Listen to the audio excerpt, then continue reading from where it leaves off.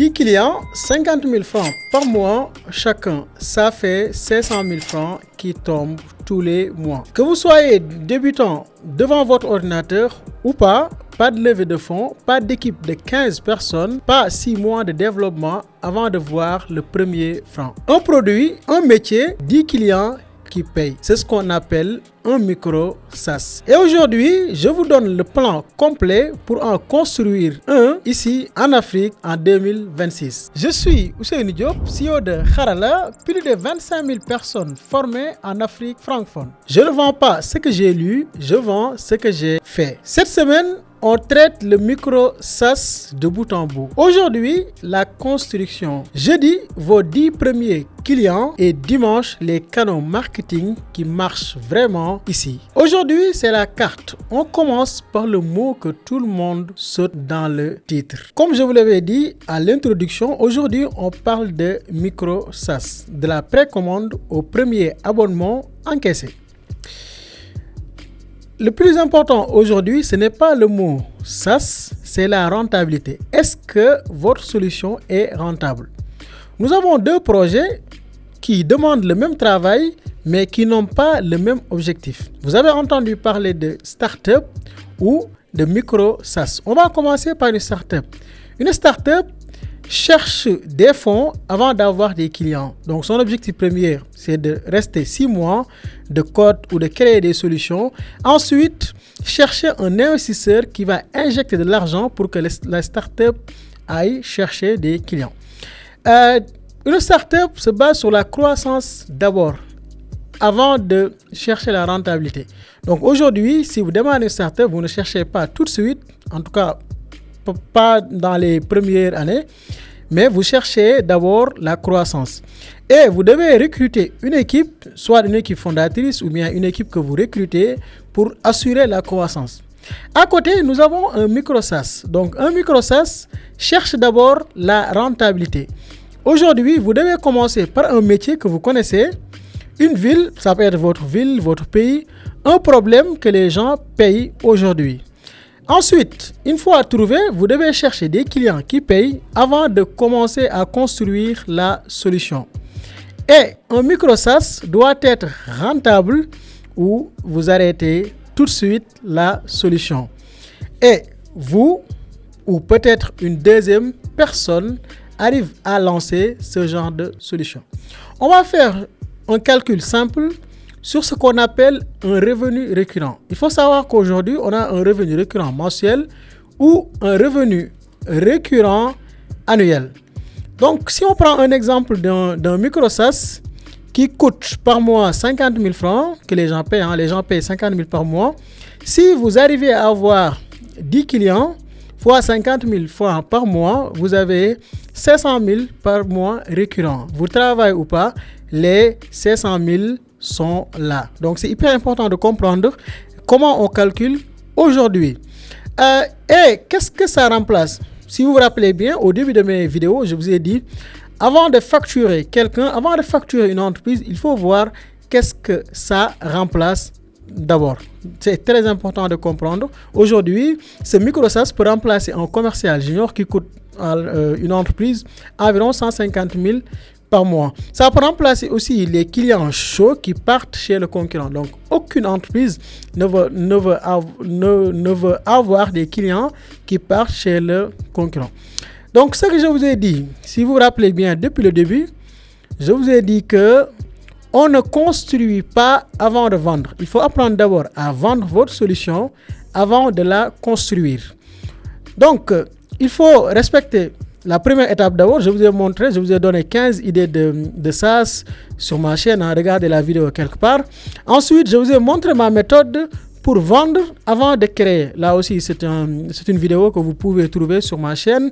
Et aujourd'hui, on parle de la construction, c'est-à-dire je raccourcis la durée. Je vous dis, en 15 jours, vous pouvez démarrer et vous pouvez créer votre propre SaaS. Donc, suivez bien et surtout, regardez comment on construit en 14 jours. Donc, voici les 5 briques incontournables ou bien les 5 briques que vous avez besoin pour démarrer aujourd'hui votre micro SaaS. Pour rappel, ça c'est une application. Exemple de SaaS. Par exemple, Netflix, c'est un SaaS. Exemple de micro SaaS, une automatisation qui qualifie un client. Ça peut être un micro SaaS. Ou bien une application qui permet de gérer, une petite application qui permet de gérer son business de tailleur ou bien de coiffure. Donc, l'interface est très important parce que le client final utilise l'interface. C'est très important. C'est très important de penser à l'interface d'abord. Bon, je vais détailler après. Ensuite, le moteur. Qu'est-ce qui est derrière? Qu'est-ce qui alimente cette interface? D'habitude, dans le jargon technique, on parle de back-end ou bien de base de données. Mais là, vous pouvez utiliser des outils comme Make, N8N. Ensuite, les données. Les données, c'est aujourd'hui comment enregistrer les informations qui passent sur le système. Donc, on peut les enregistrer sur un tableur comme Excel, Google Sheet ou sur une base de données. Ça dépend de vous. Ensuite, le paiement. Le paiement, c'est hyper important. Aujourd'hui, n'importe quelle solution, quelle que soit votre solution, vous devez avoir un moyen d'encaisser. Et aujourd'hui, au Sénégal, en Afrique, nous avons Momo, Wave, Orange Money. Et pour les utiliser, ne vous fatiguez pas. Utilisez un intégrateur comme Paytech, Bigtories, Intash, etc.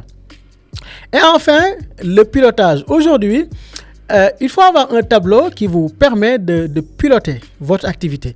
Combien de leads vous recevez, combien de personnes intéressées, combien de messages vous recevez. Ça, c'est hyper important avant de faire quoi que ce soit.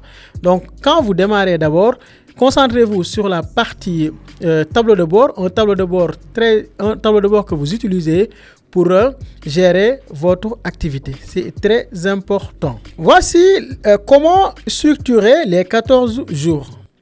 Jour 1 jusqu'à jour 2, les 2 premiers jours, c'est le canal d'entrée. Il faut bien mettre en place un canal d'entrée. Où est-ce que le client vous contacte? Ici, vous pouvez mettre en place un numéro dédié, un numéro WhatsApp ou un formulaire ou les deux à la fois. Ensuite, jour 3 jusqu'au jour 7, là, vous livrez à la main. Je le dis toujours, il faut livrer à la main, ensuite automatiser. Jour 8 jusqu'au jour 12, là, vous automatisez votre travail. C'est-à-dire que vous avez testé à la main, ça marche, maintenant vous automatisez. Et enfin, c'est la bascule, c'est du système complet ou bien système plus humain. Ça dépend de vous, jour 13 et 14. C'est très important de structurer vos jours comme ça. Maintenant, pour comment ça se passe réellement, semaine 1, jour 1 jusqu'à jour 7.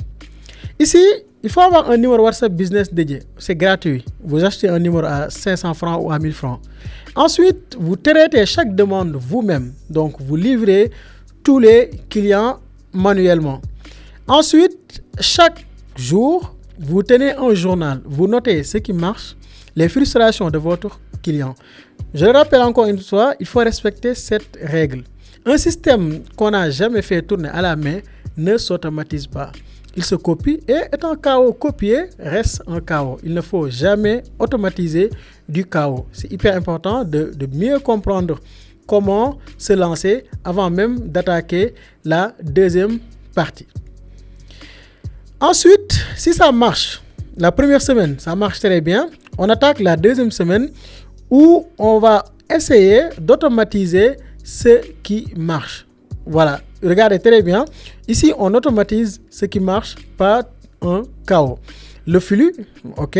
Ensuite, le double run. Il faut, par exemple, au début, vous faites tout manuellement ou bien vous traitez certains clients manuels et d'autres en automatique. Et si vous testez et vous voyez que ça marche bien, là, vous basculez sur du full système, full automatisation.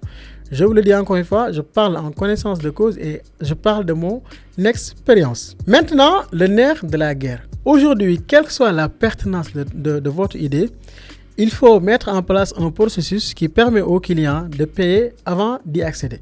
Donc, vous devez mettre, par exemple, un système d'abonnement. Ici en Afrique, malheureusement, on n'a pas de solution qui prélève automatiquement l'argent des gens. En Europe, nous avons Stripe, PayPal peut le faire, les cartes bancaires, mais aujourd'hui, c'est manuel. Chaque fin du mois, vous envoyez un lien de paiement par WhatsApp. Mois 3, le jour J, puis jour J, plus 2, c'est toujours automatique. Ensuite, jour plus 3, on sait que le client n'a pas payé, son 12 heures quand même sans payer sa facture ou bien via le lien. Là, on coupe doucement le système. Donc, on garde le compte du client, mais le client n'a plus accès au système que nous avons mis en place. C'est hyper important de comprendre cela. C'est ça qui vous permet aujourd'hui de devenir rentable. Voici 4 postes pour bien démarrer.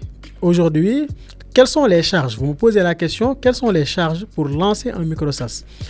La première charge, le premier poste, c'est l'hébergement. Donc ici, l'hébergement est fixe et souvent pas très cher. 4 euros, 5 euros, 7 euros. Deuxième charge, c'est l'agrégateur de paiement. Si vous utilisez Bigtories, Paytech ou les autres modèles de paiement agrégateurs, vous payez un pourcentage sur chaque encaissement. Troisième poste de charge, c'est le modèle IA. Aujourd'hui, si vous utilisez l'intelligence artificielle dans votre micro SaaS ou bien dans votre micro-automatisation, vous payez à l'usage. Et dernièrement, les outils que vous utilisez pour piloter, les abonnements que vous payez chaque mois. Par exemple, si vous payez Claude $20 par mois, environ 12 000, ou $100 par mois, environ 60 000, ça c'est hyper important de le comprendre. Maintenant, ce que vous devez savoir, c'est que toutes ces dépenses doivent être compensées par ce que vous faites. Voilà, c'est-à-dire l'activité doit payer ses charges. Maintenant, comment l'activité paye ses charges, ce sera dans une autre vidéo. Voici 3 erreurs que les débutants font chaque jour en lançant un micro SaaS ou un SaaS de manière générale, et ces erreurs tuent votre produit. Première erreur, c'est de viser tout le monde. On ne peut pas vendre tout le monde. Quand on essaie de toucher tout le monde, on touche à personne. Ça, c'est un dicton du marketing très populaire. Deuxième erreur, construire au lieu de parler. C'est-à-dire, tu restes chez toi, tu restes dans ta chambre, tu construis une solution depuis 6 mois, ensuite tu la sors, personne ne l'utilise. Troisième erreur, et c'est ça qui tue même finalement votre SaaS, c'est ignorer la rétention. La rétention, c'est quoi? Quelqu'un qui a payé un abonnement, c'est un client simple. Mais pour fidéliser ce client, il faut qu'il continue à payer votre solution. Donc, il faut qu'il paye le deuxième mois, troisième mois, etc. Et la troisième erreur, c'est l'erreur la plus chère. Parce que quand on débute, on n'est même pas conscient de la rétention. Et c'est dommage. Reprenons.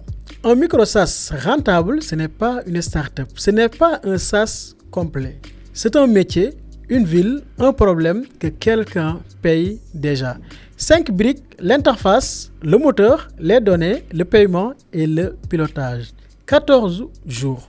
Une semaine à la main, une semaine pour automatiser ce qui marche. Et ici, un abonnement ne se prélève pas automatiquement.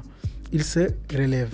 Le plan des 14 jours, jour par jour, je ne l'ai pas mis dans la vidéo. Je l'ai mis sur mon canal privé WhatsApp avec le journal des gestes et la carte des 5 briques. C'est là que je partage ce qui ne passe pas sur YouTube. Les coulisses, les systèmes, les opportunités. Le lien est en description. Jeudi, je vous partage les 10 premiers clients, le plan complet pour avoir ces 10 premiers clients. Et dimanche, je vous partage les canaux marketing qui marchent vraiment ici en Afrique.